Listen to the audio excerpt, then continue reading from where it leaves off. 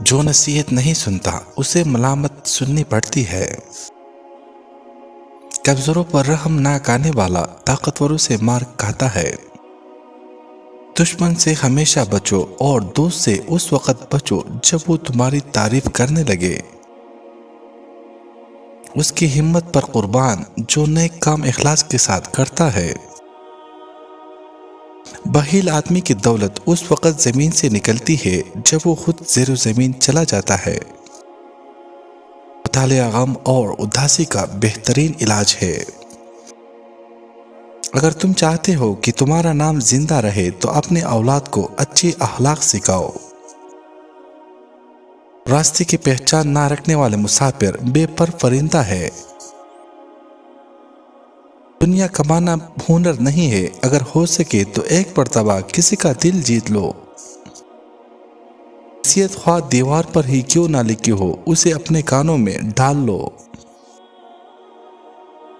بھوک اور مسکینی میں دن گزارنا کسی کمینے کے سامنے ہاتھ پھیلانے سے بہتر ہے۔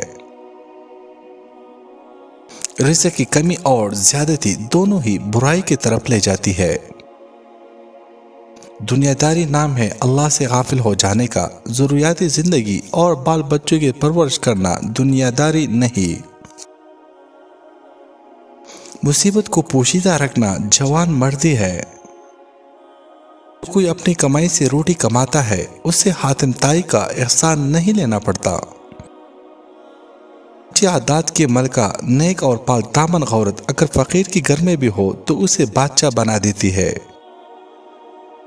پھر سے پنجہ آزمائی کرنا اور تلوار پر مکہ مارنا عقل مندوں کا کام نہیں۔ خدا کی دوستوں کی اندھیری رات بھی روزی روشن کی طرح چمکتی ہے۔ عقل مند آدمی کوئی بھی بڑا کام کبھی کسی ناتجربہ کو نہیں سونپتا۔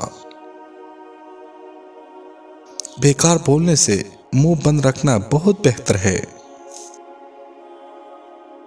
علم حاصل کرنے کے لیے خود کو شمع کی مانند پگھلاؤ۔ فتنہ انگیز سچائی سے مصلحت آمیز جھوٹ بہتر ہے۔ آہستہ آہستہ مگر مسلسل چلنا کامیابی کی ضمانت ہے۔ عورتوں سے مشورہ کرنا تباہی کا باعث ہے۔